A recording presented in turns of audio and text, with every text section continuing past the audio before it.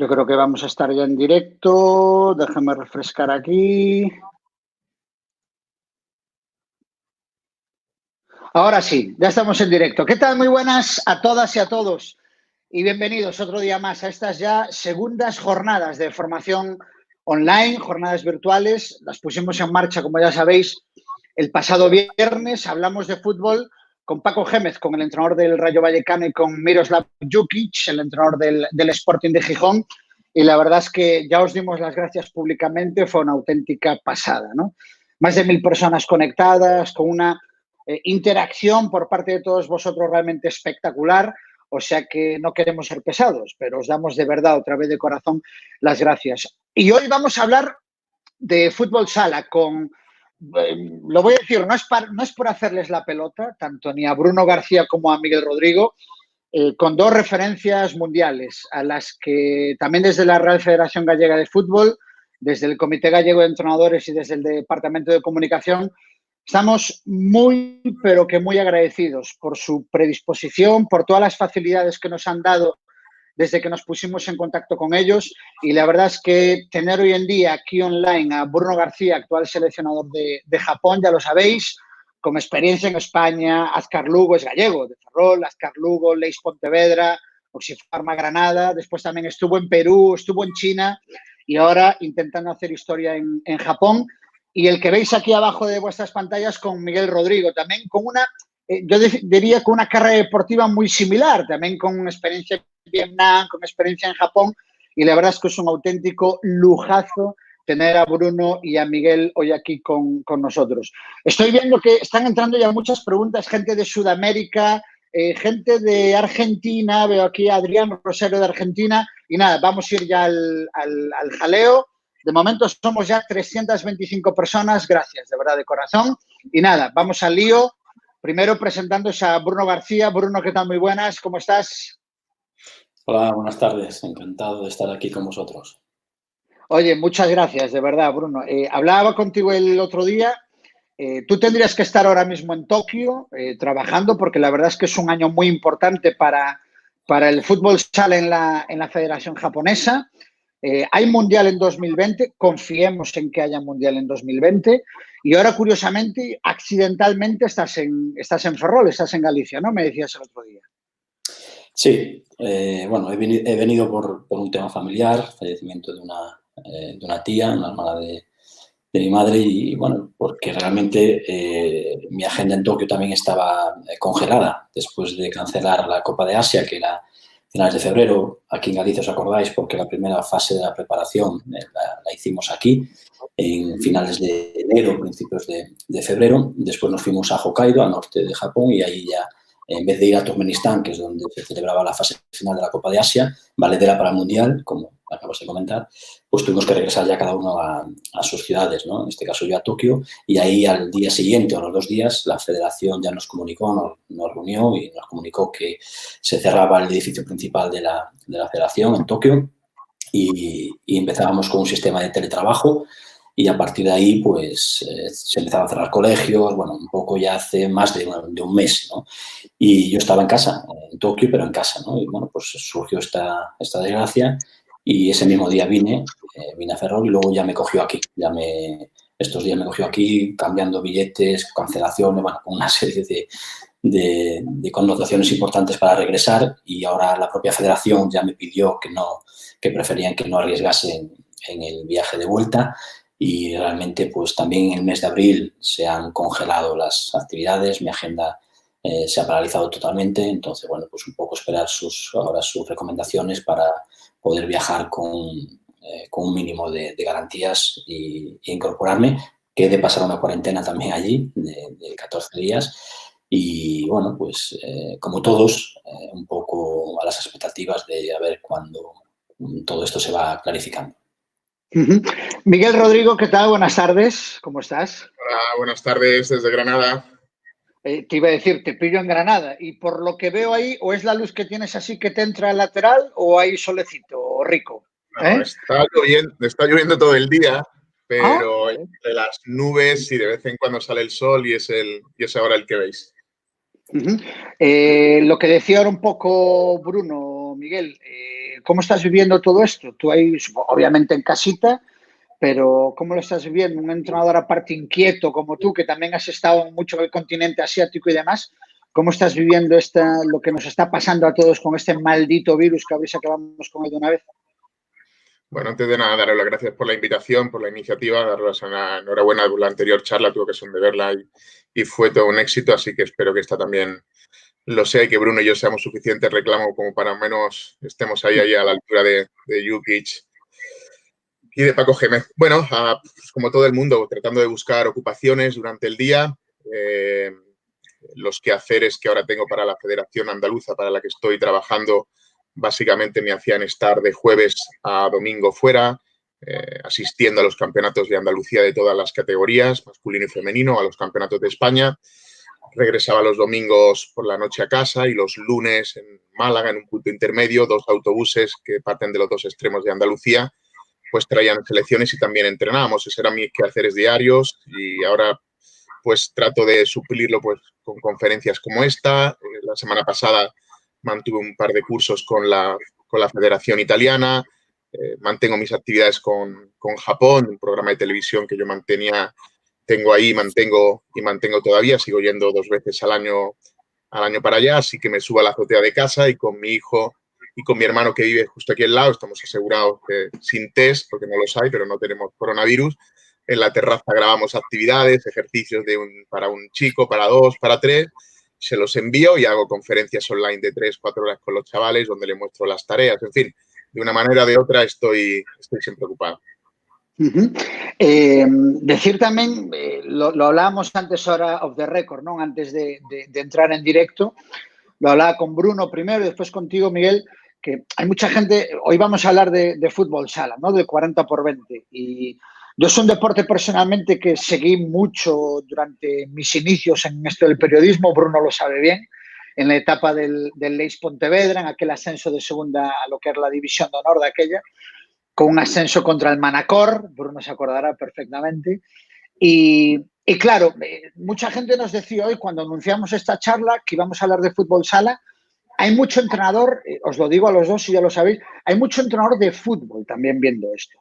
Y yo creo que es importante destacar, también te lo pregunto ahora, Bruno, que el fútbol sala y el fútbol tienen muchas cosas en común, incluso más de lo que la gente se pueda incluso imaginar. Sí, antes tampoco en la introducción, agradeceros la invitación. Sé que como gallego os sigo mucho, tengo muchos amigos que están trabajando en la federación, Pablo Prieto, uno de ellos, la gran labor de Iván Cancela, al frente del comité de entrenadores, y le están dando, como me decía un amigo de referencia, una persona que yo tengo con muy aprecio y que es profesor además de la Escuela de Entrenadores de Galicia, y antiguo compañero de staff en el Leis, precisamente, Pachi, me decía que le están dando un vuelco tremendo a la formación, porque la formación es clave para formar a los que formamos, para formar a los formadores, y realmente pues agradeceros la invitación y animaros a que sigáis trabajando en esa línea. Y luego también agradeceros a los que están siguiéndonos, que sé que es mucho de muchas partes del mundo, porque como tú bien dijiste al principio, tanto Miguel como yo, pues aparte de España, que entrenamos muchos años, lo hemos hecho en diferentes continentes, ¿no? En Sudamérica, en Asia, bueno, en muchos países, y realmente pues sé que hay mucha gente ahí detrás también. Agradecerle que estén ahí con nosotros y felicitarlos por invertir en formación, porque realmente es la mejor de las inversiones, ¿no? Dicho esto, creo que también por tanto Miguel como yo, luego vamos a profundizar, pero por nuestro trabajo en diferentes federaciones. Cuando hablamos de federación hablamos de que conviven el fútbol, el futsal y el fútbol sala y el fútbol playa. Entonces, llegamos mucho a entrenadores de fútbol, ¿no? Y ahí les hacemos ver las similitudes que nos podemos encontrar. Sin profundizar mucho, podemos decir que en la formación, en donde si hablamos de grandes etapas, por no profundizar mucho, hasta los 12 años, pues el fútbol sala sería como una metodología extraordinaria para la formación del niño. César, yo te voy a hacer una pregunta y con esto vamos a clarificarlo muy bien. Tú imagínate que quieres aprender a hablar japonés. Y yo te doy dos opciones y quiero que escojas una de las dos. La primera opción es que vas a recibir clases una vez a la semana. Y la segunda opción es que vas a recibir clases 6 veces a la semana. Si tú quieres aprender lo más rápido posible y con la mayor calidad, ¿tú qué opción escogerías? ¿La 1 o la 2? Obviamente la opción 2. La 2, ¿no? Pues mira, ¿por qué te digo esto? Porque es evidente, estás confiado y realmente convencido de que la 2 es la mejor opción, ¿no? Por volumen, por calidad, por muchas cosas, ¿no? Sí. En la formación, la primera relación que hay es el jugador con el niño, con el balón. Niño-niña. Cuando hablo de niño, hablo de niña también, ¿no? La relación jugador-balón. Y a partir de ahí, el manejo de balón, dominio, todos los fundamentos individuales, que le das la intención para que sea táctica individual y demás, pero esa relación con el balón es fundamental. La participación sobre el balón es fundamental. Y está estudiado, tenemos estudiado, de que por la estructura del futsal, por el número de futsal, por el número de jugadores, por los espacios y demás, el jugador participa 6 veces más, un 600% veces más que el jugador de fútbol en la formación, ¿no? Entonces, si en un minuto en fútbol el niño participa o interacciona una vez con la pelota, en futsal son 6. Entonces, imagínate la capacidad metodológica que avanzamos y que le damos al jugador, ¿no? Eso en la formación hasta los 12 años, ¿no? Entonces ahí Miguel y yo hablamos muchas veces de que tenía que ser casi obligatorio, ¿no? Casi obligatorio esa estructura de lo que se llama espacios reducidos en el fútbol y demás, ¿no? A partir de ahí, de 12 a 16, compartir fútbol y futsal, porque realmente vamos a seguir formando a los jugadores y enriqueciéndolos, y a partir de los 16 sí que hay que diversificar y escoger uno de los 2 deportes porque viene la especialización. Y ahí el futsal sería como un refuerzo para el fútbol. De hecho, hay países como Brasil que los microciclos, pues clubes profesionales, un día a la semana tranquilamente le dedican una sesión al fútbol sala, ¿no? Entonces, en la formación, obligatorio, entre comillas, obligatorio, aconsejable, y en el rendimiento como un refuerzo, ¿no? Y luego todos los contenidos que tenemos, que son tremendamente transversales y que podemos ayudar mucho, igual que nosotros nos nutrimos del baloncesto, del balonmano, del hockey patines, pues, y del fútbol, por supuesto, pues que el futsal también vuelque y fortalezca las estructuras del fútbol, ¿no? Entrenadores como Guardiola, por ejemplo, se han nutrido mucho de conceptos de futsal, ¿no? Miguel, y ahora te pregunto a ti, de hecho, esta tarde hablabas de mi compañero en la Federación de Pablo Prieto, ¿no? Del máximo responsable del fútbol sala en la Real Federación Gallega de Fútbol. Me decía esta tarde, oye, mírate esta ponencia, esta conferencia que hizo Miguel Rodrigo, hablando precisamente, se llamaba Fútbol Sala y Fútbol, ¿no?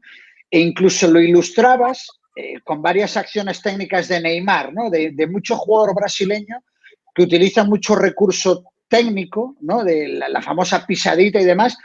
Es decir, que hay muchos jugadores que utilizan recursos de fútbol sala llevados a su vida en un campo de fútbol, ¿no? Sí, en el caso de los brasileños, básicamente son todos. Ellos, la factoría del fútbol es el fútbol sala.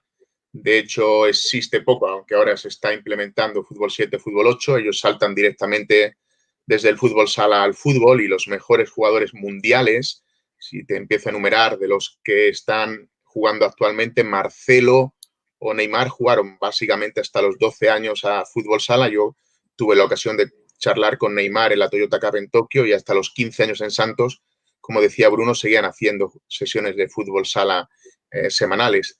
Marcelo, de hecho, con su primo Cayo y con algunos colegas de fútbol sala, Andrés y Alberto, tiene una escuela de fútbol sala y colabora con ellos abiertamente porque cree firmemente que es lo que tienen que hacer también los chicos españoles.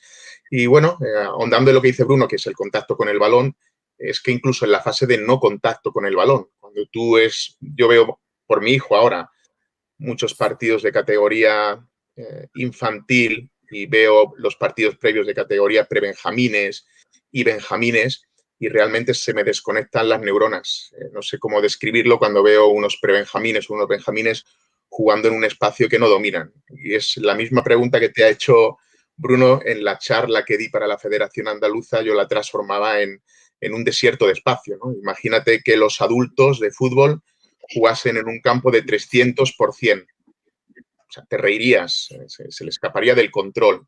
Bueno, pues es la misma sensación que tiene un niño prebenjamín cuando juega en un campo de fútbol 7 o de fútbol 8. Es un desierto que se abre por delante y en la fase sin balón Tengo vídeos y estudios para ver el número de contacto con el balón, pero incluso las fases en las que un chico que no tiene balón está implicado en el juego. La enorme ventaja, César, del fútbol sala es que los 5, incluido el portero, atacan y defienden. O sea, no hay una pausa mental en el juego.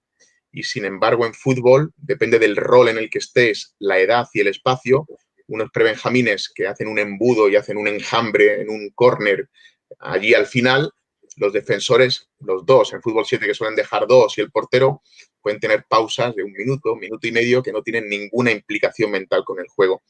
Hablo también muchas veces de la sensación de riesgo, y esto cuando doy los cursos de fútbol, fundamentalmente en la Federación Japonesa cuando los daba, siempre que venía conmigo chicos de fútbol sala y de fútbol, les preguntaba cuándo se sentían ellos en el rol defensor, al borde del área, ¿no? Cuándo se sentían ellos amenazados cuando tenían el balón y les venía un atacante a presionar, ¿no? Y el jugador de fútbol a los 3-4 metros ya se sentía amenazado, ya tenía que tomar una decisión, incluso lanzar el balón fuera, despejarlo. Un jugador de fútbol sala, el atacante seguía entrando en su zona, en su radio, y hasta medio metro el tipo podía tener tranquilamente un café que no lo derramaba, ¿no? Siempre le ponía el mismo ejemplo. La sensación de riesgo con la que se convive desde pequeñajo te hace tomar una serie de decisiones que es completamente diferente al fútbol. Y ahondando en el ejemplo de Bruno, yo siempre le construí una especie de árbol, la familia del fútbol, recuerdo ahí en Japón, en Tailandia, también en Vietnam, pero menos, y les hacía ver que las raíces deberían de ser el fútbol sala, el espacio reducido. Y me dice la gente de fútbol, ya, pero es que ya no, nosotros entrenamos en espacio reducido. Pero bueno, una cosa es entrenar y otra cosa es competir. Entrenar y competir en espacio reducido con feedback de detalle, porque la enorme diferencia cuando he trabajado con colegas de fútbol sobre la misma tarea, sobre analizar el mismo scouting de un partido o de una situación de entrenamiento, es que los ojos de Bruno y los míos van al micro, van al detalle, porque los cuidamos mucho en el espacio reducido y ellos van más al macro, van más a aspectos incluso de táctica colectiva. Y el fútbol sala daría una gran riqueza no solo en la técnica individual, la pisadita que has dicho, ese vídeo que les mostré, traté de hacerlo de forma muy gráfica, muy impactante, con ejemplos de Ronaldinho, de Ronaldo, de Neymar y de Marcelo, que fundamentalmente ahondaban en aspectos técnicos, que es que a los entrenadores de fútbol les llama rápidamente la atención, a los aficionados, pero hay montones de elementos de la táctica colectiva, desde 2 jugadores, 3 jugadores a 4 jugadores, que es en lo que estoy trabajando ahora con algunos colegas aquí en Granada, para hacerles ver que tanto en la fase de salida de balón, en la fase de elaboración en medio campo y sobre todo en finalización, donde básicamente cuando hablo con colegas de fútbol, la forma de abrir defensas cerradas es la pared, abrir el campo, las bandas, los centros y el tiro exterior. Hay un abanico de posibilidades, de medios técnico-tácticos de fútbol sala que les haría mejorar como entrenadores. Y con Bruno y con muchos colegas lo comentamos en ocasiones, que el acierto, y creo que es una línea a explorar, es si alguno de nosotros alguna vez nos integrásemos en los cuerpos técnicos del fútbol. Mira, están empezando a entrar preguntas, de verdad, una barbaridad. Somos ahora mismo 636, viendo aquí la charla que no está nada mal. Mira, para ir dando ya un poco salida a las preguntas que van llegando, no voy a seguir ningún orden, ¿no? Pero hay aquí una pregunta que a mí particularmente me resulta muy interesante. Primero te la paso a ti, Bruno, y puede contestar lo mismo Miguel. Vosotros que habéis dado, bueno, Perú no habla hispana, pero por ejemplo, tema de China, tema de Vietnam y tema de Japón, os la voy a mostrar ahora. Esta pregunta que hace Bad Beer Análisis Scouting Deportivo. Me gustaría preguntar cómo se traslada la charla técnica, pero la parte motivadora, el traslado a otro idioma. Bueno, pues es una de las cuestiones en donde más tiempo invertimos con nuestros intérpretes. No son traductores, son intérpretes, ¿no? Porque realmente si hablamos de idiomas como el japonés, el vietnamita o el chino, son tremendamente difíciles para poder llegar a dominarlos y dar una charla con ese componente motivacional que tiene siempre una charla, aparte de ser técnico-táctica, ¿no? Siempre es lo más complicado. Entonces, realmente yo he tenido la suerte, sobre todo en Vietnam y ahora en Japón, de que tengo, bueno, y Miguel compartimos incluso intérpretes que son como actores.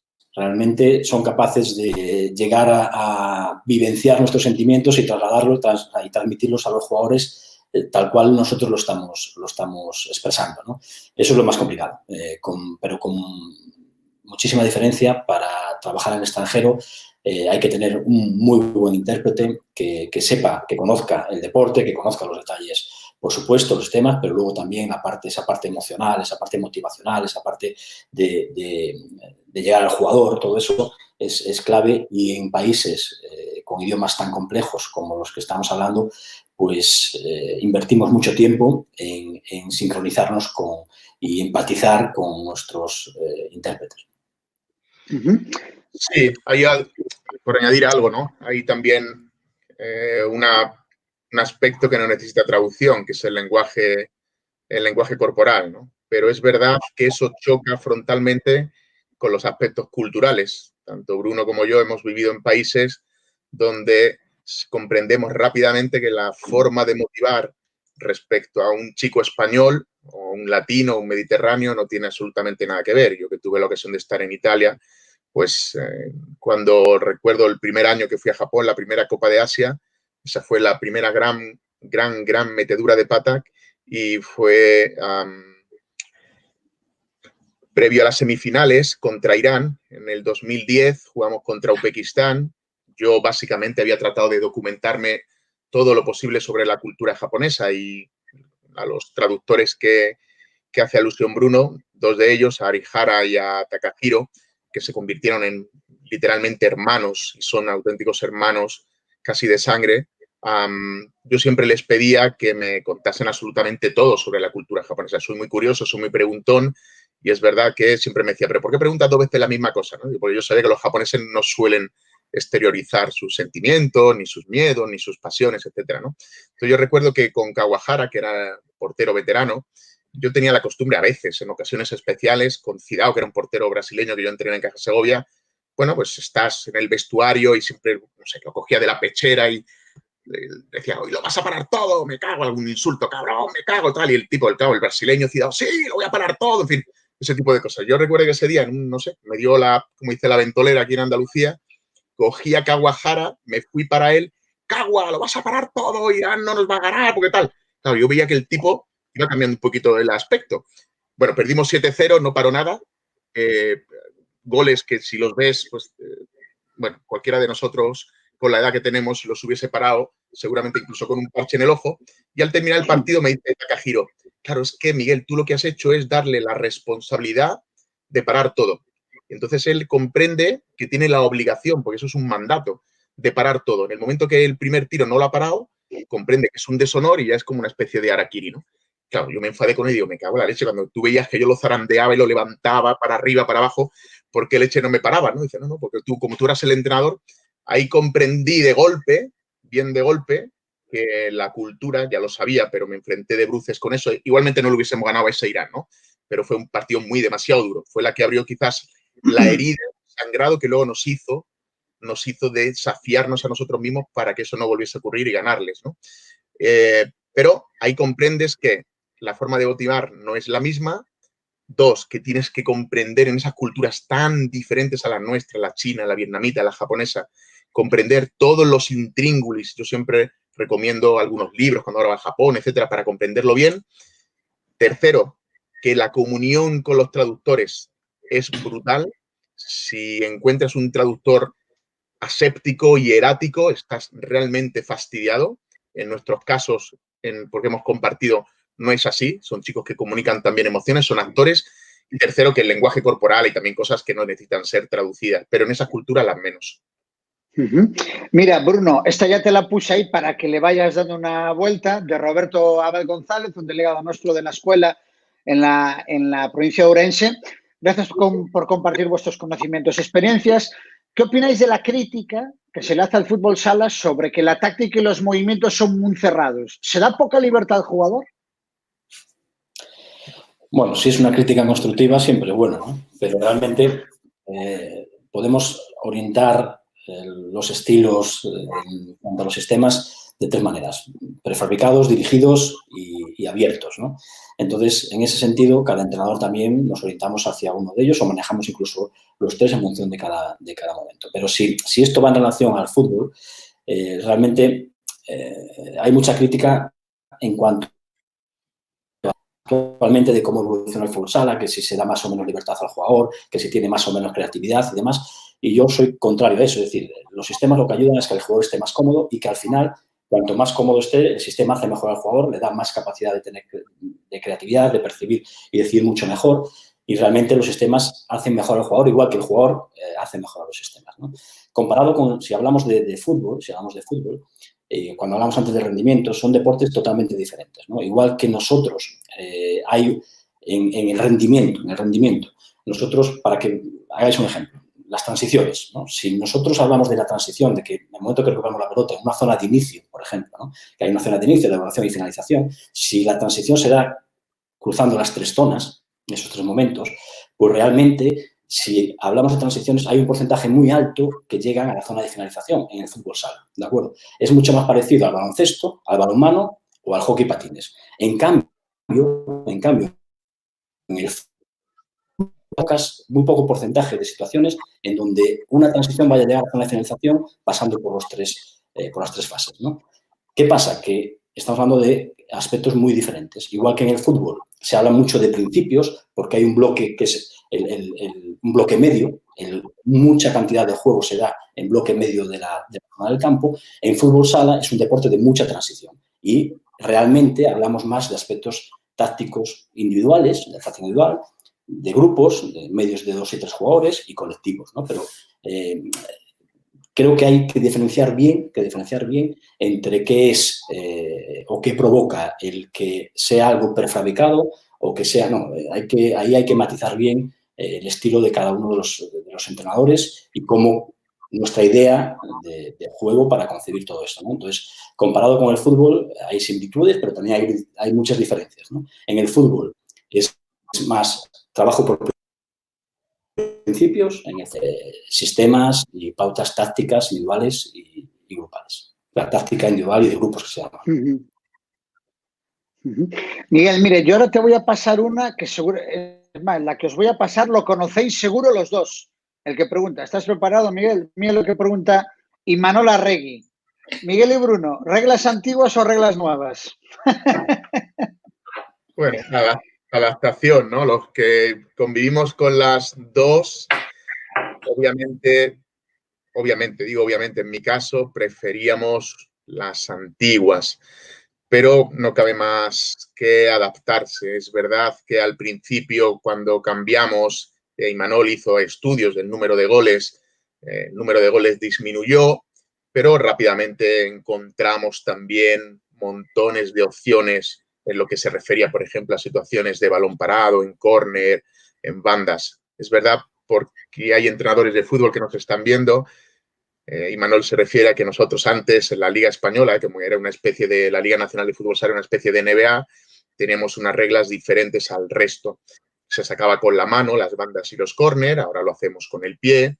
El portero pues no podía superar el medio del campo, la línea de medio campo, si la pelota no botaba antes. Había unas cesiones al portero. En fin, el portero incluso no podía salir del área. Fijaos, yo voy a poner ejemplos de esas antiguas reglas trasladadas a las situaciones mías de entrenamiento y del fútbol. Por ejemplo, en el fútbol formativo y en el fútbol sala formativo yo sigo manteniendo algunas de estas reglas antiguas. Por ejemplo, la regla de que el portero no pudiese salir del área, si salía, para quienes no conozcan con profundidad el reglamento, si salía que podía, era una falta acumulativa. Y en fútbol sala tenemos 5 faltas acumulativas, después de eso se tira un tiro de 10 metros, como un doble penalti se le puede llamar, un 10 metros, un tiro libre en definitiva. Bien, ¿qué ocurre? Yo cuando voy a dar cursos también de fútbol formativo les aconsejo en esas primeras edades incluso que jueguen con esa regla. ¿Por qué? Porque el portero no se comporta más como un último defensor y al no ser jamás un último defensor, la presión al balón debe de mejorar. La posición defensiva debe de mejorar.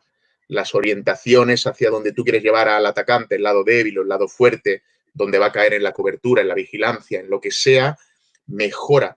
Porque detrás ya no hay nadie que te salve. Es decir, tienes que aprender a defender mejor. Yo sigo jugando con esas reglas. En los 7 años de Japón, básicamente el 80% de mis entrenamientos seguía manteniendo esa regla. De hecho, recuerdo a los jugadores que me decían siempre, Miguel, ¿con qué jugamos? ¿Portero puede salir o no puede salir? Y el portero puede pasar el centro del campo o no puede pasar. Y yo la sigo manteniendo. Y en el fútbol formativo, con los colegas, les sigo dando algunas de las recomendaciones de esas reglas antiguas de las que hace mención Imanol. Es verdad que el número de goles disminuyó también porque, como ha dicho Bruno, nuestro deporte es un deporte de transición. Y cuando podíamos sacar con la mano, no teníamos una distancia reglamentada delante de la cual tenía que estar el defensor. Es decir, basta que pudieses tus pies perpendiculares a la línea y tú podías sacar. ¿Qué ocurría? Que buscando rápida la pelota, colocándote rápidamente bien, tú podías lanzar muchas transiciones, había muchos contraataques y había un gran número de gol. Ahora, como el balón se tiene que poner en el suelo, si se te pone un defensor delante, el árbitro tiene que estar a 3 metros de distancia, se ralentiza todo, entra la defensa, es defensa posicional, e inicia un ataque posicional. Y obviamente, ante una defensa posicionada, con un ataque posicional es muy difícil, es mucho más complicado hacer gol. Disminuyó a mí en el tema de la estrategia, ya no me preocupa, porque se han encontrado multitud de soluciones, pero sí utilizo las reglas antiguas para seguir entrenando con mis equipos y doy las recomendaciones al fútbol formativo para que las experimenten. Bruno, te tienes que mojar. Yo no sé si esto, a un momento, son las 8, yo no sé si estos días vosotros estáis saliendo a aplaudir, como hace todo el mundo. Nosotros el otro día paramos, Paco y con Yuki, no sé si queréis salir a aplaudir. Tenemos que parar. Hay que parar. Paramos. Tengo la ventana, tengo la ventana ahí justo. Perfecto, pues paramos un minuto. Un minuto. Venga, yo me voy a aplaudir con la familia, ¿no? Sí. Venga.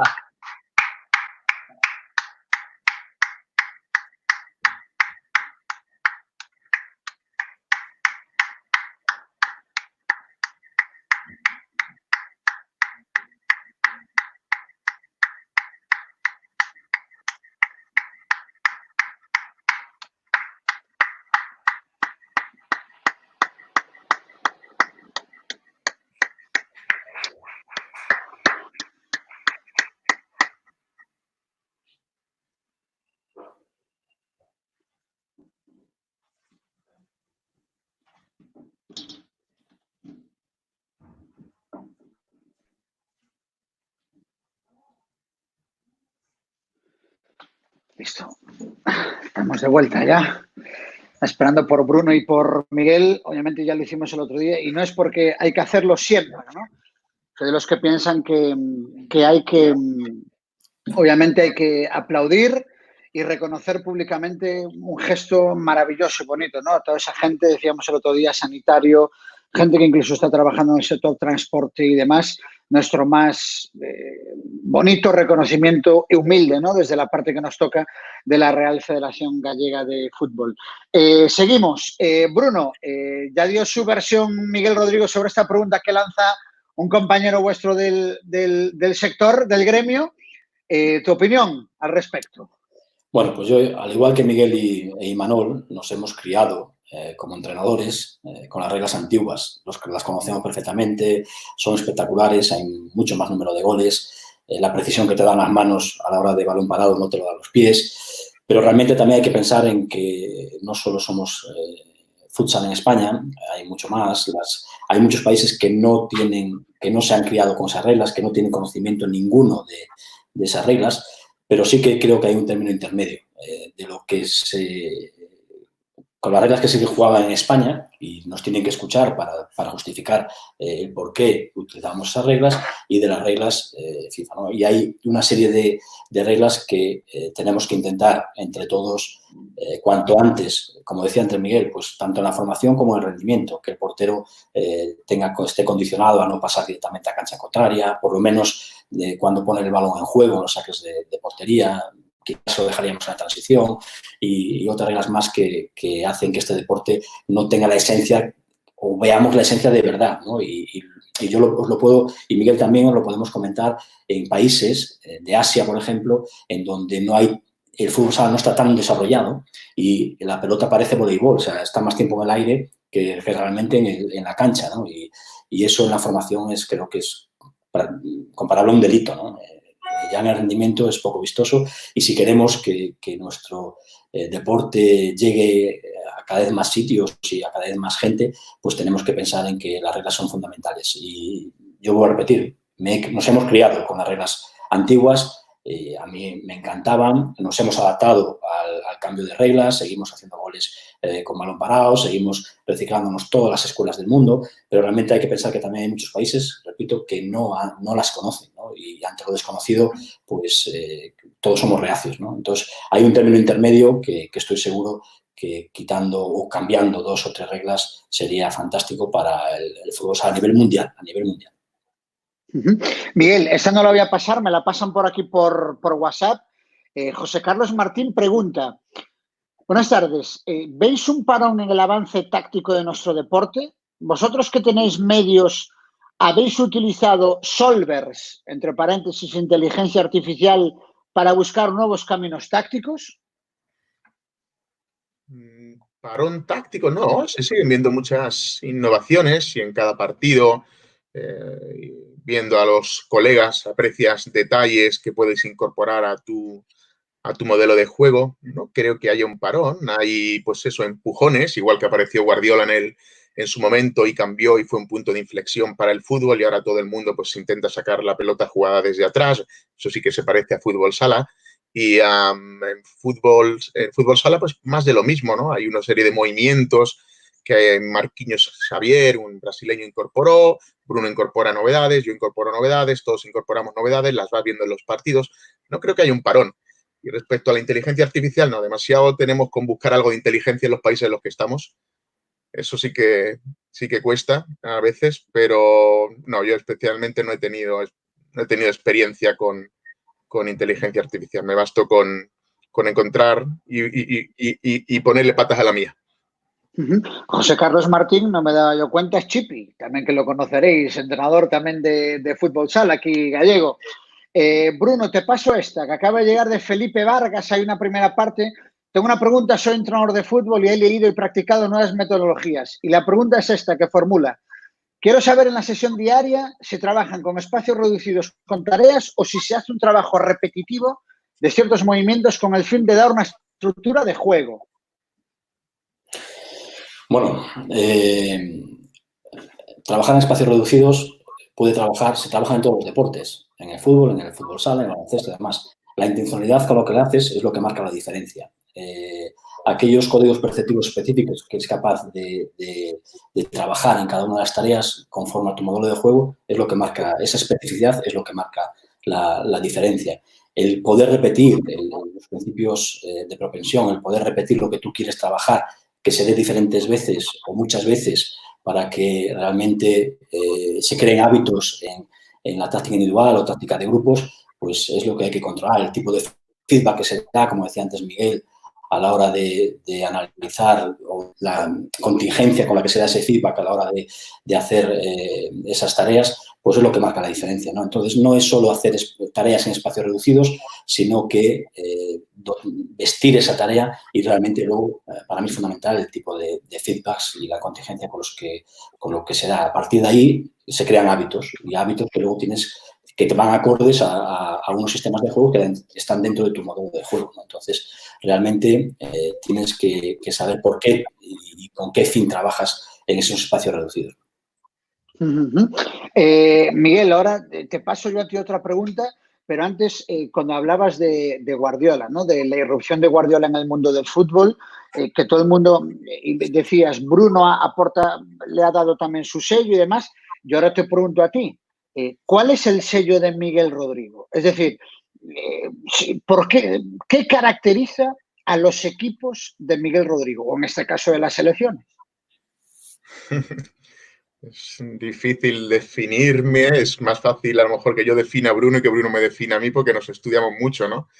No sé, básicamente creo que hay una línea de entrenamiento española, una forma de jugar española en la que todos nacimos. Hubo unos cursos embrionarios hace mucho tiempo a lo que asistimos los entrenadores .0 de actuales, que tenemos esta cincuentena de años, y ahí se estableció una especie de pacto nacional, un modelo de juego, porque el objetivo fundamental que teníamos era derrotar a los brasileños.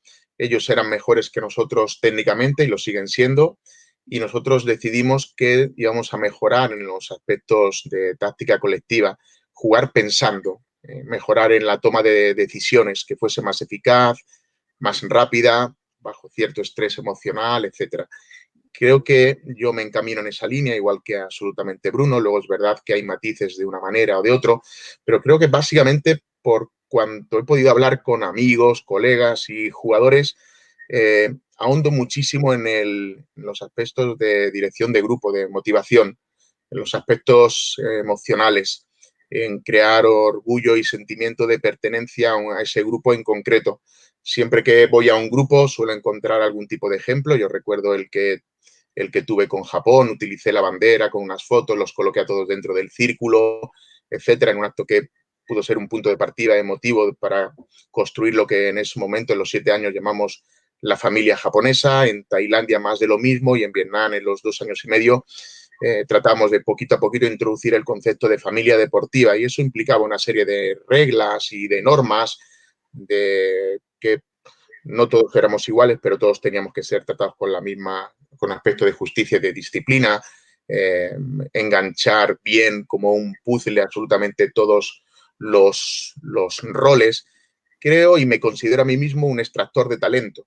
Yo siempre comento con ellos que voy a tratar de ser un extractor, que todos, absolutamente todos, tenéis un talento y lo tenemos que poner al servicio de un modelo de juego, de una línea de actuación, establecemos unos valores, etcétera. Yo creo que eso tampoco me diferencia de los demás porque todo el mundo debe hacerlo, pero es verdad que hay algo que es lo que me hace diferente al resto, igual que a Bruno lo hace diferente al resto, porque si no sería todo muy monótono y todo realmente aburrido. Yo creo que esa línea de dirección de grupo, ese aspecto de control emocional, de crear ese sentimiento de familia deportiva, de sentimiento de pertenencia, que yo parto de la base, de la premisa que genera ese 101% que hablaba Lance Armstrong, ¿no? Ese 1% en las que en situaciones críticas pues va a dar algo extra que van a morir por ti, en definitiva. Y luego es verdad que trato en mi forma de entrenar, en esos modelos que ha dicho Bruno, dirigido, prefabricado y libre, trato de convertirme en un guía cada vez menos necesario. La satisfacción que yo tengo es cuando veo que el grupo juega de memoria y no soy necesario. O soy previamente necesario en el planteamiento del partido, en el durante lo menos posible y en el después porque hago el scouting, charlo con ellos y llegamos a conclusiones. Hay entrenadores que prefieren tener todo más manejado, pero mi satisfacción real y en lo que yo creo que me define es cuando veo jugar al equipo, y esa es la forma en la que yo afronto los partidos. He preparado al equipo y ahora me relajo porque quiero ver en qué punto he dejado de nivel competitivo a mi equipo ante el rival, y es por eso que trato de vivir los partidos de una manera calmada. Creo que si tuviese que definirme sería absolutamente eso, pero creo que también es muy basal y muy transversal al resto de los entrenadores. Bruno, y ahora que también está muy de moda y es muy manido esto, el método Simeone, el método Guardiola, ¿cuál es el método Bruno García? A ver, desgránanos aquí, desvélanoslo, ¿eh? Bueno, el método está debajo de... Hay cuestiones encima del método, ¿no? Que es sobre todo el modelo de juego. Es lo que un poquito, continuando con lo que está explicando Miguel, ¿no? El modelo de juego, ahora está muy de moda hablar de eso, ¿no? Igual que de método, el modelo de juego son dos expresiones que se habla mucho, porque realmente el método es la forma de hacer algo, ¿no? De cómo llegas a provocar un aprendizaje, cómo estructuras la enseñanza para que se den esos aprendizajes, ¿no? Pero realmente el modelo de juego es lo que nos diferencia a unos de otros, ¿no? Y el modelo de juego, escucho muchas cosas sobre él, ¿no? Igual que si hablamos del modelo de Guardiola o de Simeone en fútbol, pues igual hablaríamos del modelo de Miguel Rodrigo, de Bruno García o de cualquier otro entrenador, ¿no?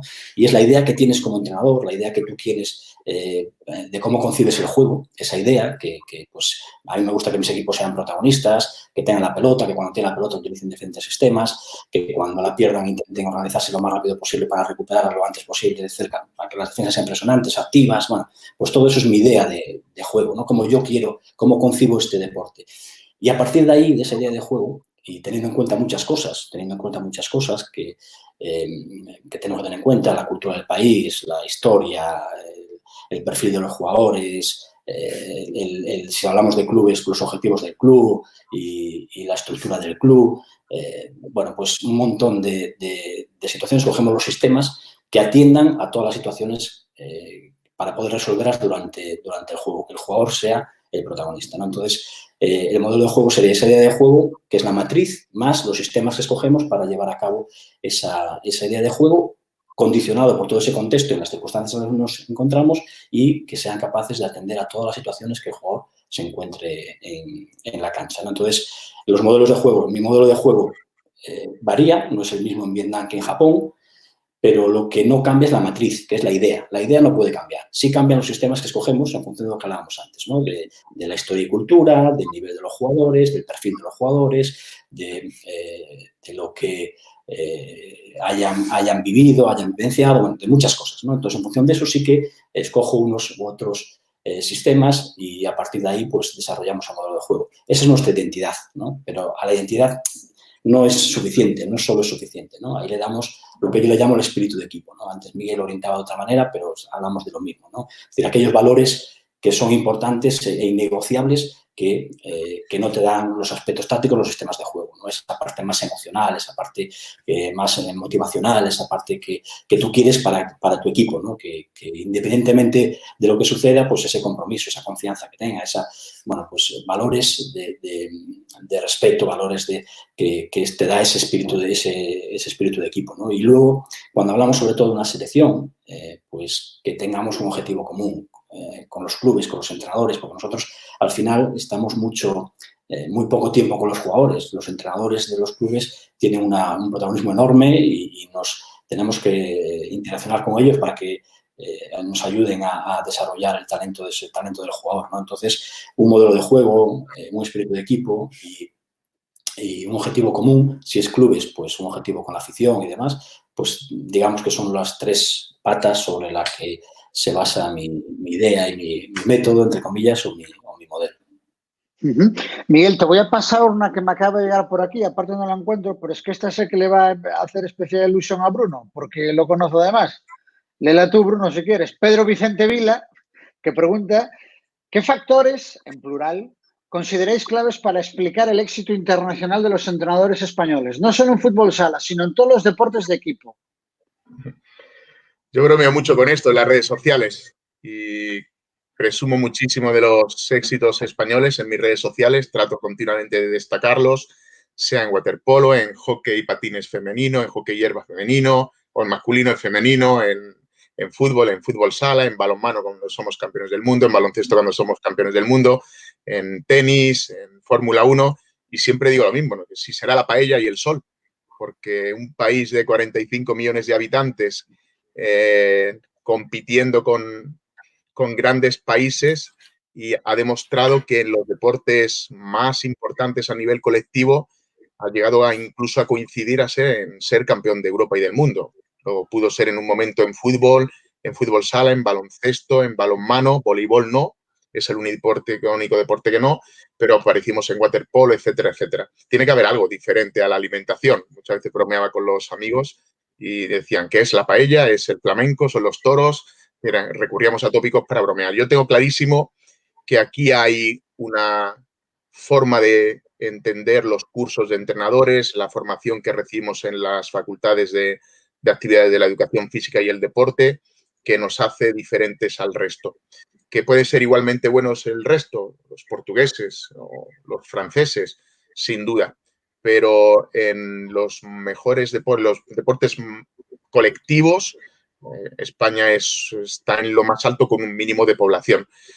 La forma de entrenar, creo que el método que tenemos de entrenar, de construir un modelo de juego, de tratar al deportista, de hacerle pensar, de tomar decisiones, de leer el juego, todo eso, absolutamente todo eso, se plasma en nuestros cursos de entrenadores, sea cual sea el deporte, en el profesorado y en las facultades de educación física, que es de donde provienen mayormente todos los formadores, preparadores, entrenadores, etcétera, etcétera. Yo creo que reside ahí. Como alternativa, pues luego surgió todo el método de la periodización táctica de Mourinho, lo uno, lo otro, pero creo que hay un secreto en los estilos de enseñanza, en cómo los utilizamos, en los métodos, que nos diferencia absolutamente del resto y nos hace ser no sé, ser los mejores del mundo sería muy osado, pero ocasionalmente ser los mejores del mundo con poquísima población. Bruno, mira, te paso esta que me llama la atención. Omar Hermida Quintana pregunta, quería haceros una pregunta por si puedo estar haciendo algo mal. Soy entrenador de sala de prebenjamines y mi teoría de juego es mucho toque, jugar mucho el balón, incluso no dejar de hacer muchas jugadas individuales. Yo creo que es primera B o prebenjamín. Primera, es que no sé si es primera B, primera nacional B o prebenjamín, pero prebenjamín no sé a qué se refiere exactamente, pero... Creo que se refiere a lo mejor a primera B, ¿no? Sí, de primera B. Y mi teoría de juego es de mucho toque. Jugar mucho el balón, incluso de no dejar de hacer muchas jugadas individuales. ¿Cómo lo entiendes tú esto, Bruno? Bueno, hay que matizar mucho. Yo soy muy respetuoso porque creo que no hay una vía única para el éxito y que la grandeza del deporte está en que defendiendo o siguiendo diferentes metodologías, diferentes modelos, pues se llega al éxito, ¿no? Bruno, perdona que te interrumpa, me dicen por aquí es prebenjamín, ¿vale? Prebenjamín. Pues entonces sí que voy a ser muy directo. En esas edades lo que tiene que tener el jugador es el balón y tiene que equivocarse si hablar, porque mucho toque, o sea, ahí la comunicación es el pase, si él habla del toque, ¿no? Entonces, ahí en esas edades el jugador tiene que tener la pelota, es la táctica individual, ¿no? Es el manejo de balón, su dominio, la conducción, el regate, muchas situaciones de uno contra uno, muchas situaciones de finalización. Si le cortas todo eso, estás cortando realmente los objetivos más importantes en esa etapa de formación, ¿no? Y yo sí que estoy en total desacuerdo en esta teoría basada en los fundamentos que yo te digo, ¿no? Que es igual que si tú vas a enseñar matemáticas y empiezas por trigonometría y aún no empezaste por la base, ¿no? Pues la base de nuestro deporte es la táctica individual y eso es dotarle a los fundamentos técnicos de intención. Bueno, pues eso en las primeras edades es clave, ¿no? Y sin tener esos fundamentos adquiridos no puedes pasar a la táctica de grupos o a la táctica colectiva, ¿no? Entonces, todo lo que tiene que ver con la táctica individual en esas edades, sobre todo en ataque, pues es clave desde mi perspectiva y como hablo aquí de mucho toque, imagino que es mucha circulación del balón, juego, claro, pero tampoco están las conexiones a esas edades de los niños, es muy difícil de que se establezcan para ese estilo que cree o que puede proponer, ¿no? Con lo que yo creo que mi perspectiva es totalmente diferente a esa. Claro, yo es que yo, por ejemplo, tengo un hijo de 12 años que ha sido prebenjamín. Sinceramente, me cuesta mucho, Omar, imaginar a prebenjamines jugando al toque. Muchísimo. Ya, digo, ya me gustaría entonces para mí también, para mis mayores, jugar así. Pero prebenjamines, precisamente al toque, tocar y moverse, yo creo que puede ir en la línea de que, como en las lecturas, los cursos de entrenadores, etcétera, con razón, se dice que el niño en esas etapas es muy egoísta y que quiere siempre el balón. Intuyo que Omar lo quiere combatir, pues despojándole al niño del balón para que no abuse, no conduzca, no se regatee a 4 o 5, no la pase, no levante la cabeza y trate de hacerlo de forma colectiva. Pero sinceramente, como pregunta así seca, nos choca mucho a Bruno y a mí, porque ya digo, jugar al toque con prebenjamines nos cuesta hacerlo con mayores, imaginad con prebenjamines. Creo que va en la línea un poquito de eso, de despojarle del egoísmo de tener el balón. A cambio, pues él propone limitaciones, intuyo, oye, pues tenéis que jugar a un toque, a 2 toques. Pero claro, imaginad como decías, bueno, el conocimiento táctico, la táctica individual de críos o colectiva que puede tener un prebenjamín de 5, 6, 7 años. Bueno, yo le aconsejaría que empezase por lo básico y que el toque vaya llegando progresivamente. Venga, uy, que se me acaba de escapar, nada, la tenía aquí. Bruno, está para ti. Francisco Fernández te pregunta a los dos. Venga, vamos alternando. ¿A qué edad empezarían a integrar la táctica individual a la táctica colectiva en categorías formativas? Pregunta Francisco Fernández. Bueno, pues la base de este deporte, como hablamos antes, es la táctica individual, ¿no? Es dotarle de intención a los fundamentos técnicos. Si hablamos de prebenjamines, luego ya benjamines, alevines, pues vamos introduciendo 2 jugadores, la táctica, los medios tácticos de grupos, 2, 3 jugadores, la mesoestructura que se llama, y a partir de ahí la táctica colectiva, ¿no? Pero realmente, primero, prebenjamín, benjamín, alevín, infantil, táctica, o sea, prebenjamín y benjamín, táctica individual y empezar con la mesoestructura de 2 jugadores, a partir de ahí introducir ya los 3 jugadores y luego ya la táctica colectiva con los sistemas de juego, ¿no? Pero siempre de manera gradual, con diferentes tipos de trabajos por fases y demás, ¿no? Entonces, ahí un poco sería ya hablar de objetivos por cada una de las etapas, ¿no? Pero de la microestructura a la macroestructura, pre-Benjamín, Benjamín, alevín infantil y luego a partir ya de cadete. Sí, no creo que es que se trabajan a las dos a la vez, ¿no? No creo que es como, la pregunta está un poco enfocada como que primero tiene que ir la individual sin la colectiva o la colectiva sin la individual. Es que van literalmente unidas. Lo que tienes que hacer es adaptar a la edad. En función de la edad, adaptas los fundamentos técnicos y tácticos individuales o colectivos que correspondan, ¿no? Y para eso tienes que tener un conocimiento realmente. Ahora que voy a dar, estudiando un curso de monitores, o sea, el aspecto fundamental de la base es que los entrenadores o formadores que van a esas edades que hablaba Bruno es que conozcan realmente al crío a nivel fisiológico, a nivel neuromuscular, a nivel emocional, a nivel psicológico, y eso ya te va a dar muchas respuestas respecto al tipo de tareas que vas a tener que diseñar para ellos. No vale copiar la tarea de Bruno o la de Miguel y hecha que ha visto en YouTube, en alguno de nuestros canales o en alguno de los cursos y de pronto trasladarla a chicos prebenjamines de Omar.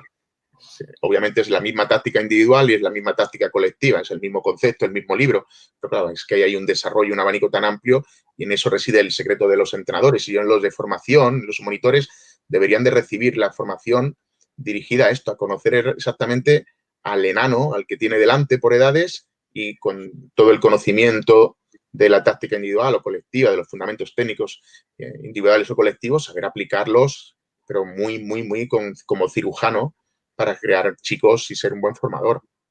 Mira, pregunta Eric Cañadas también. ¿Qué opinas de la creatividad del jugador? Bruno, para ti. Me refiero a que dentro de la creación de tareas se tiene en cuenta o crees más en las tareas cerradas para distintos aspectos técnico-tácticos. No, es que la creatividad del jugador hay que definir qué es, ¿no? Y realmente lo que todos buscamos son jugadores proactivos. Los jugadores proactivos son creativos de por sí, ¿no? Entonces, yo siempre digo que hay 3 tipos de jugadores. Los anárquicos, los reactivos y los proactivos, ¿no? Y realmente, si creatividad la asociamos a anarquía, no la estamos asociando bien, ¿no? Pero sí a proactividad, a jugadores que son capaces de generar que sucedan cosas, ¿no? Y ahí los entrenadores lo que tenemos es que propiciar escenarios, propiciar situaciones para que ellos, con una orientación perceptivo-decisional, sean capaces de desarrollar toda su creatividad y potenciarla, ¿no? Porque realmente la creatividad del jugador con tareas cerradas va a ser más complicado. Ahora, ¿qué pasa? Que dentro de unos sistemas de juego, pues hay, como hablábamos antes de las fases, si hablamos de ataque, 1 contra 1. Pues 1 contra 1 es una máxima expresión de creatividad, o 1 contra portero, ¿no? Si hablamos de 1 contra 1, pues realmente hay una serie de mecanismos que dentro de un sistema podemos analizar a nivel perceptivo decisional, ¿no? Pues coger la defensa antes de que gire, si percibimos las coberturas de los cierres o las contrarias, pues en función de eso no solo es crear una superioridad con 1 contra 1, sino que la tenemos en lado débil. Bueno, hay muchos aspectos que realmente los sistemas no coartan la creatividad del jugador, como hablábamos antes, ¿no? Pero sí que realmente si cerramos las tareas, sí es verdad que yo lo asocio más a orientaciones prefabricadas, ¿no? Entonces, ahí sí que, bueno, pues es más complicado, más conductista y es más complicado que la creatividad del jugador se desarrolle, ¿no? Si va por ahí en modelos más cognitivistas, pues entonces ahí digamos que el jugador es capaz ya no solo de leer el juego, antes decía Miguel, sino como hablamos de escribir el juego, ¿no? Leer el juego es interpretarlo, serían jugadores reactivos, y jugadores proactivos son los que son capaces de escribir el juego, ¿no? No solo de leerlo, sino de escribirlo, ¿no? Entonces, ahí yo voy por ahí, ¿no? La creatividad nunca se puede cortar y hay que, no solo que no se pueda cortar, sino que hay que alimentarla con la variabilidad, con la especificidad, con la progresión que te dije antes, o sea, hay que alimentarla, ¿no? Y somos responsables de alimentarla desde las categorías de formación hasta la élite, ¿Qué os parece, Miguel?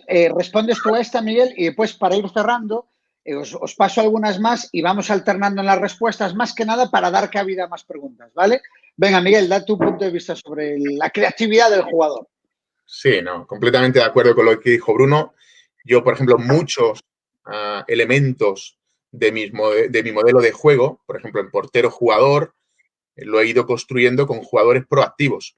Es decir, yo tengo la idea de la formación inicial, se me ocurre, creo la tarea para entrenarlo y sobre la marcha aparecen soluciones nuevas que en una pizarra en seco a un entrenador, en mi caso, se me habían escapado y asimilo, incorporo, porque soy un entrenador flexible en ese sentido, esas soluciones de jugadores creativos, proactivos, que han tomado y que lo incorporamos como una de los conceptos que vamos a manejar dentro de ese modelo de juego. O sea, yo creo que en ese sentido animo a Eri a que explore, si lo hará, seguramente que lo haga, ¿no?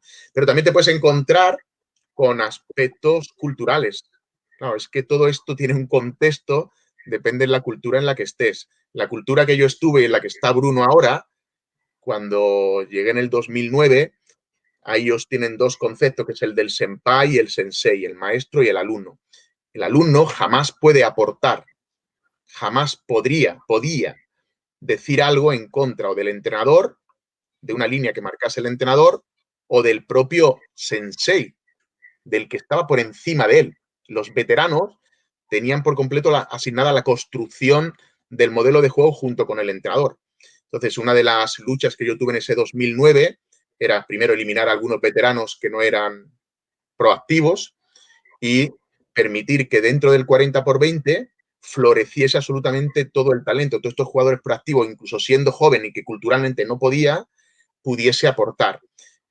Así que cuidado con estas cosas, porque una cosa es también la teoría y otra cosa es luego cuando vas a algunos países donde, por ejemplo, culturalmente eso está completamente coartado y tienes que empujarlo. Incluso empujándolo, pues puede costar. O te vas a países como Tailandia, que eso es la creatividad, entre comillas, enfocada, como lo dice Eri, a punta pala, raudales. Ahí cada uno innova, pone, dice, o sea, tienes que estar cerrando a veces un poquito, hay otro colega ahí español y tiene que cerrar un poquito las soluciones porque son chicos de calle, no de juego libre, pero chicos que tienen una creatividad, entre comillas, fantasía, como queramos llamarla, enorme. O sea, el aspecto cultural también influye muchísimo en esto. Mira, Adriana Alberte, que es una chica que ya estuvo también, aparte, muy activa en la charla del pasado viernes, como psicólogo deportiva. Bruno, para ti, me gustaría saber si al jugar en tiempos de 20 minutos preferís dar instrucciones continuamente o al principio y descanso dejando que el juego fluya según criterio de los jugadores. Bueno, ahí hay muchos estilos, ¿no? Realmente Miguel y yo somos diferentes, por ejemplo, ¿no? En la dirección de partido, igual que somos de escuelas iguales que la española, luego tenemos nuestras diferencias, ¿no? Y yo creo que ahí está, en la diferencia, está la virtud, ¿no? Valorarnos por las diferencias, no por las similitudes, ¿no? Entonces, pero las similitudes que hablamos mucho con los jugadores, ¿no? La escuela española normalmente habla mucho con los jugadores antes, durante y después, ¿no? Y luego el cómo diriges el partido, pues también hay diferencias, pero realmente yo también procuro entrenar, o sea, analizar muy bien el perfil de esos jugadores, del equipo. Si hablamos de países, como antes, a nivel cultural, pues prepararlos para que sean capaces de que esa información que tú les das se reciba, porque realmente es eso. No vale estar hablando toda la primera, dar instrucciones toda la primera parte o la segunda parte durante 20 minutos y que ellos realmente no reciban ni perciban nada de eso, ¿no? O sea, entonces hay que hacer una progresión también para llegar a ese entendimiento con los jugadores, y a mí me gusta hablar mucho con ellos antes, durante y después, dar instrucciones durante el partido a los que están dentro de la cancha, pero sobre todo a los que están fuera, hablar con ellos, analizar lo que está sucediendo. Ellos te aportan su visión, mucha interacción entre unos y otros, que es, por ejemplo, algo que yo me encuentro y que Miguel antes también en Japón, donde el entrenador japonés muchas veces se queda a la banda y apenas transmite a los jugadores ningún tipo de feedback.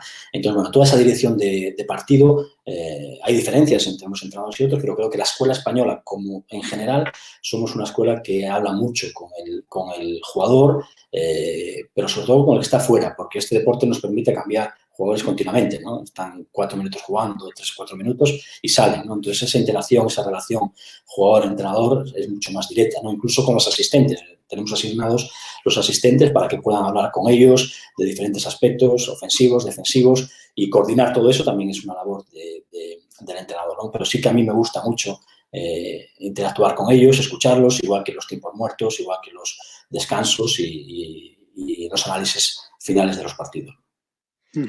Está para ti, está para ti, Miguel. Mira, está para ti, Miguel. Luciano Montiel. Ailales, ¿qué regla crees que le falta al fútbol sala? Y va para premio. ¿Cuál agregarías o cuál sacarías en la actualidad? Saludos desde Argentina. Ushuaia, qué frío. Pues, a ver, la polémica actual es la regla del portero jugador, ¿no? Del 5 contra 4. El abuso, no el uso, el abuso de esta regla, utilizada por equipos que van ganando y que, bueno, tratan de quedarse la pelota en posicionamientos, además, que favorecen, pues eso, un ataque estéril, un ataque sin intención de atacar. O equipos que juega un pequeño con un grande y el pequeño juega los 40 minutos con el portero jugador. Básicamente al inicio del partido con intención de no atacar, sino de quitarle el balón al rival. Yo esta es la regla que miraría. No sé exactamente cuál es la solución. Hemos discutido muchas veces, Bruno, yo, Pulpis, todos los colegas. No sé si colocar el campo atrás, como en baloncesto, limitarla por segundos no, seguro, por eso es un caos. Limitarla solo al segundo tiempo, 10 minutos, tampoco, porque hay equipos que necesitarían marcar muchos goles en una fase de grupo y necesitarían los 40 minutos jugarla y se respetaría el espíritu de la regla que se creó para remontar partidos, para ganar partidos, pero hay gente que en mi modesta opinión hacen un abuso de la regla y es la que fundamentalmente cambiaría. Bruno, ¿te mojas? Sí, además de esa, de darle otra orientación, sobre todo para que prevalezca la esencia de la regla del portero jugador, que es arriesgar, ¿no? Es un concepto de riesgo, ¿no? Es decir, bueno, pues el portero jugador es para ganar, vaya por debajo del marcador o vaya igualado en el marcador, ¿no? Ese concepto de riesgo que prevalezca, ¿no? Tenemos que mirar cómo solucionarlo.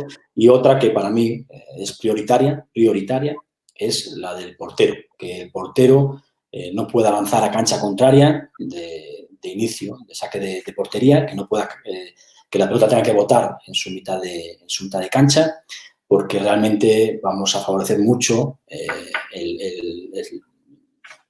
el espectáculo en este deporte, ¿no? Volver otra vez a defensas más presionantes, a que realmente la sensación de riesgo del ataque que tenga que iniciar, que tenga que elaborar, bueno, pues todo eso se daría muchas más situaciones de pérdidas, de recuperaciones y finalizaciones, de goles, que el portero no pueda cruzar directamente con el saque a cancha contraria, e incluso se diría que si es en el transcurso del juego, es decir, si el portero bloca, hay una finalización, el portero bloca y enlaza con una transición, con la siguiente fase, pues ahí sí le dejaría negociaría eso, ¿no? Que pueda cruzar la pelota ahí, pero no el saque de portería, ¿no? Lo que nosotros llamamos en las salidas de presión, cuando el portero, que el portero no pueda lanzar directamente, porque lo decía antes, ¿no? Al principio de esta conferencia, de esta charla, que en muchas situaciones, en muchos países o en categorías de formación, la pelota está más tiempo en el aire,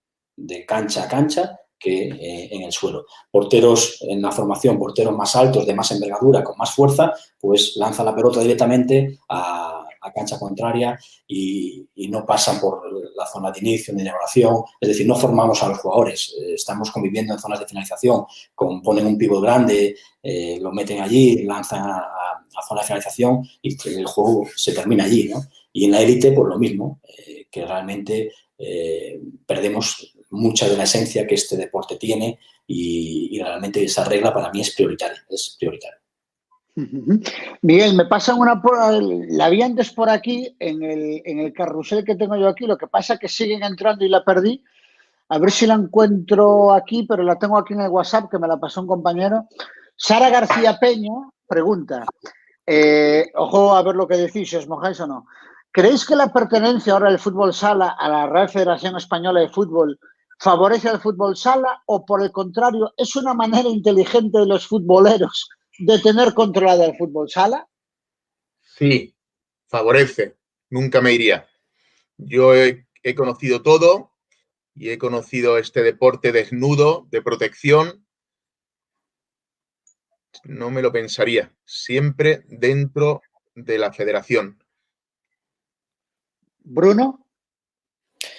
Trabajamos en federaciones, ¿no? No vamos a ir en contra de eso, pero de verdad, hacernos nuestro sitio, hacernos respetar, porque creo que tenemos, cada vez, yo he trabajado en muchas federaciones, igual que Miguel, ¿no? Y en cada federación tratan al fútbol sala de una manera y realmente cuando nos conocen, cuando trabajan con nosotros, cuando nos invitan a la formación y demás, pues se dan cuenta de que tenemos mucho que aportar, como llevamos toda esta hora hablando de qué podemos aportar al fútbol, ¿no? Pero además somos un deporte diferente también del fútbol, ¿no? Pero que está en la casa del fútbol y bajo ese paraguas también tenemos muchas líneas beneficiosas, muchas fortalezas, ¿no? Entonces, yo seguiría bajo la federación de cada, en este caso, de cada país. Hay otra que pasa aquí, Oscar Vivian, manda dos. Una es esta. Cuando veis un partido de fútbol, ¿no sufrís viendo lo poco que aprovechan los equipos las acciones a balón parado como córner, sobre todo faltas cerca del área? Yo, mira, ahora tengo mucha ocasión de convivir con los entrenadores del Granada, son grandes amigos y hablamos muchísimo de esto, de las situaciones a balón parado. El fútbol sala es rico en posicionamientos, triángulos con el vértice delante, atrás, a la izquierda, a la derecha, líneas horizontales, líneas verticales, conceptos de bloqueos, continuaciones, ascensiones.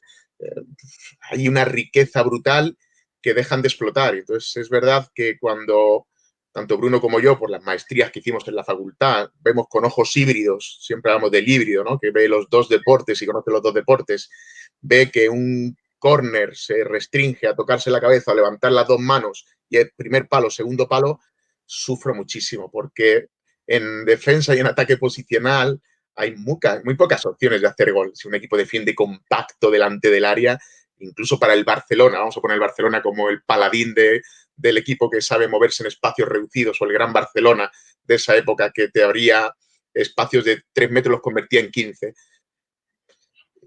Tendrían un arma más. Y hay muchas opciones. Yo cuando analicé el Barça de Guardiola y empecé a ver las situaciones a balón parado con Unzué, etcétera, con Luis Enrique, y veía algunas soluciones, luego cuando hacen un gol de este tipo salen todos los YouTube. O sea, vas al YouTube de cualquier país en árabe en tal y aparece la falta, que los del primer palo se hunden, aparece el del segundo por delante, solo tira y hace gol. Y lo representan como si fuese la construcción más creativa del mundo, ¿no? Creo que sí, ahí es lo que hablaba antes. El incrustarnos alguna vez en cuerpos técnicos del fútbol, creo que les abriría una línea de trabajo que creo que desconocen. Cuando tuve ocasión en Japón de trabajar con Aguirre, que venía con Juanito, era su preparador físico y su segundo entrenador. Juanito es buen amigo de Imanol. Imanol le dio clase de fútbol sala. Él tiene los 3 niveles de fútbol sala y él con la vertiente de preparador físico, todas las tareas de fútbol sala, hablando del día a día de las tareas, las aplicó al fútbol y él las veía con una componente un poquito más físico. Pero hablamos precisamente de estas cosas. Y él, que también era un híbrido, ahora está con el Bilbao, nos visitó aquí cuando nos ganó en las semifinales de la Copa del Rey con el Granada, tiene esa visión. Y creo, sinceramente, no solo en eso, sino en las opciones que tiene delante del área para abrir defensas cerradas en la fase de finalización, el fútbol, indagando y profundizando con el fútbol sala, es enorme. Se pierde mucho. Están perdiendo mucho. Venga, para ir cerrando, Bruno, que llevan aparte una escuela de porteros. Buenas tardes. ¿Qué importancia le dais a los porteros en vuestro sistema de juego y qué cualidades creéis que deben de tener para tener éxito en dicho sistema? Bueno, pues el portero es el primero de la columna vertebral. Yo le doy una importancia tremenda en todas las fases del juego, del modelo de juego, en todos los sistemas, ¿no? Y así lo tratamos de una manera, porque es el puesto más específico que hay en este deporte y necesita que lo entrenemos de una manera específica dentro de un modelo de juego, dentro de unos sistemas de juego, y realmente el tener también en el staff preparadores específicos para los porteros que sean conocedores de todas las pautas que hay en todos los sistemas, repito, de ataque, de defensa, de transición ofensiva, de transición defensiva, de defensa de situaciones especiales, sean balón parado o sean asimetrías de 3 contra 4 cuando hay tarjeta roja, o de defensa de portero-jugador cuando es el caso, pues portero es un porcentaje, ¿no? Hay gente que habla del 60%, del 50%, pero es claro, portero en este deporte es tremendamente clave. El inicio de esa columna vertebral que hablamos de portero, cierre y pivot, ¿no? Es tremendamente determinante, ¿no? Y realmente, pues, en mi modelo tanto de juego como luego ese modelo de entrenamiento para dominar el modelo de juego tiene una importancia clave y así lo hacemos a diario. Mira, César, en el fútbol ahora, con Ter Stegen y todo lo del juego de pies de los porteros. El juego de pies. Sí, eso, he descubierto que el portero es una figura elemental como primer atacante. Eso en fútbol sala es el ABC, es intrínseco. O sea, fútbol sala hace que el portero por narices es el primer atacante y es el último defensor. O sea, duplicidad de roles que ahora en el fútbol está más de moda, en el fútbol sala viene desde pequeñitos. Así que en ese sentido también es una gran aportación. Yo hablo con algunos colegas, Joan Miret, que es un gran formador en el mundo del fútbol, con César Arcones, con Antonio, con Carlos Corona, gente del fútbol sala. Y el rol que podría ofrecerle también el portero al portero de fútbol es que cuando Bruno hablaba de 6 veces más por minuto, no nos olvidemos que también son 6 veces más tiros, son 6 veces más intervenciones. Y ahora, por ejemplo, todas las situaciones laterales de mano a mano en fútbol, esta posición de la cruz de los porteros es una posición de fútbol sala, básica de fútbol sala. Hay multitud de situaciones transversales también al fútbol, visto que antes comentamos y iniciamos la charla diciendo que hay muchos entrenadores de fútbol, pero es que el portero en el rol es primer atacante y es último defensor. Imagina si tiene importancia en un modelo de juego en nuestros entrenamientos. La última para cada uno, una que me pasan por aquí. Hablabais de la importancia del fútbol sala en las primeras etapas de formación, 6-12 años. ¿En qué aspectos de su propia formación debe incidir un entrenador de fútbol sala para entrenar con este rango de edad? Venga, ¿quién se anima? Me da igual. Se cortó, no escuché la pregunta, se cortó casi todo. A ver, ahora, ¿me escuchas ahora, Bruno? ¿Sí o no? Ahora sí, vale. ahora sí. Hablabais de la importancia del fútbol sala en las primeras etapas de formación, 6-12 años. ¿En qué aspectos de su propia formación debe incidir un entrenador de fútbol sala para entrenar con este rango de edad? Pues si hablamos de la táctica individual, de dotar de sus fundamentos, darle intención a esos fundamentos técnicos, pues desde antes de recibir la pelota, cuando tenemos la pelota, hasta cuando nos deshacemos la pelota. La posición corporal, la triple amenaza, que el jugador sea capaz de recibir las mejores condiciones posibles, con controles lo más orientados posibles y que esa orientación, que hablo de triple amenaza, sea capaz de lanzar, pasar o seguir en conducción.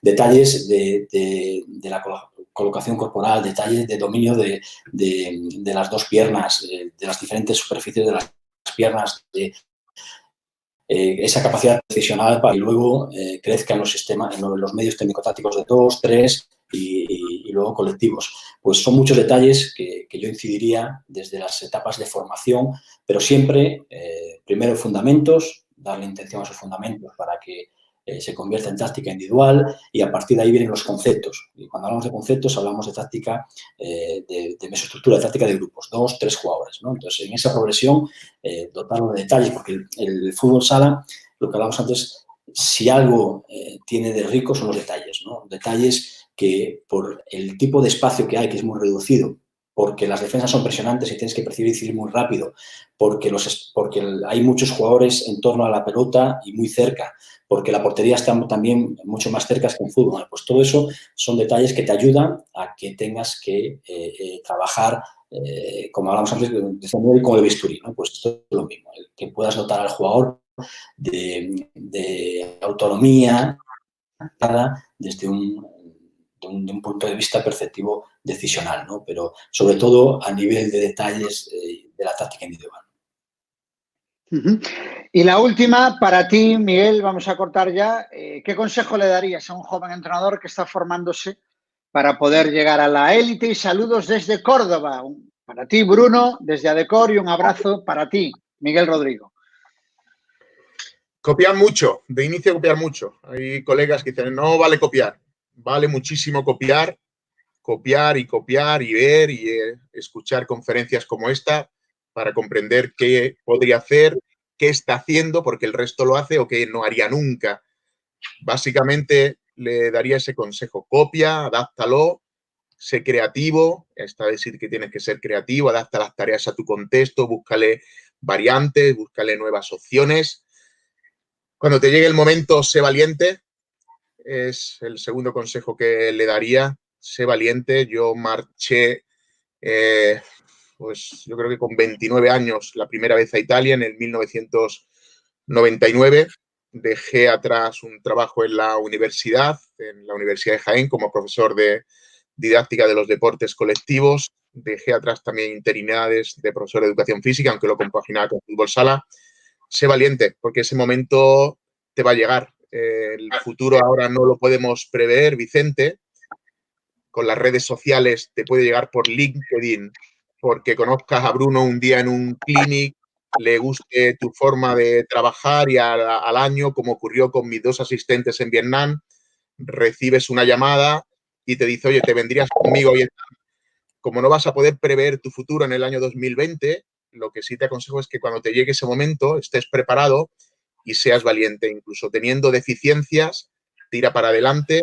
Las redes sociales ahora son muy ricas en conocimiento. Absórbelo, cópialo, adáptalo y seguro que si tienes ganas va a llegarte la oportunidad. Bruno, Miguel, me escucháis perfectamente, ¿no? Que se me acabaron la batería de los cascos, de los auriculares inalámbricos. Tenemos que acabar, de verdad, que ha sido un auténtico lujazo. Agradeceros, de verdad, lo que decía en la introducción, ¿no? Vuestra predisposición, vuestra atención desde el primer día. Bruno, que es un orgullo tener entrenadores gallegos como tú. Mucha suerte en Japón, ¿vale? En este mundial, bueno, primero os tenéis que clasificar aún, ¿no? Tenéis ahí pendiente una fase clasificatoria, ¿no? Que aún no habéis podido disputar, ¿es así? Sí, sí, la Copa, la AFC, que es la Copa de Asia, que es valedera para el Mundial y que, como comentábamos, se canceló en el mes de febrero y ahora, pues, en principio, está para el mes de agosto. Si todo sigue esa replanificación, pues sería la Copa de Asia y las selecciones que se clasifiquen, pues tendrían apenas 3 semanas para el Mundial, ¿no? Si continuamos con ese calendario, ¿no? Entonces sí que nosotros tenemos la Copa de Asia que es valedera para el Mundial. Por cierto, Bruno, en 15 segundos, responde tú a esta de Vicente que me está diciendo, también quiero saber qué dice Bruno. Venga, un consejo a un joven entrenador en 15 segundos. Vicente, aparte de lo que te dijo Miguel, porque además Miguel y yo tenemos carreras muy similares en cuanto que dejamos mucho atrás, una pasión que somos afortunados porque hemos convertido nuestra pasión en nuestro modo de vida.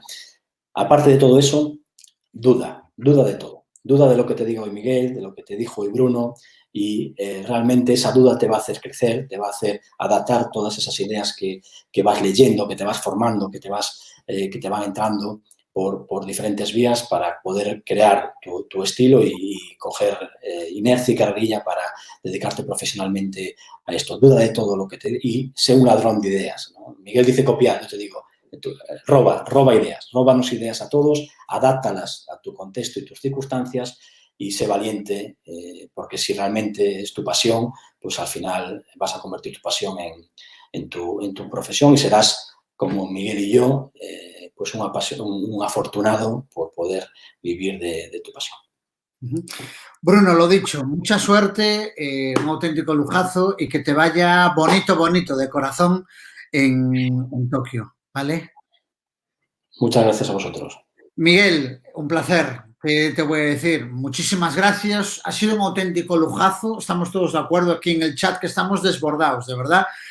Perdonad otro día más que no pudimos haber metido todas las preguntas, perdonad de corazón. Y Miguel, mucha suerte en esta nueva aventura en la Dirección Deportiva de Fútbol Sala de la Federación. Y nada, que ha sido un lujazo. Muchas gracias, Miguel. Gracias a vosotros por contar conmigo. Un abrazo a todos los gallegos. Vale. Quedaos en casa. Quedaos en casa. Importante.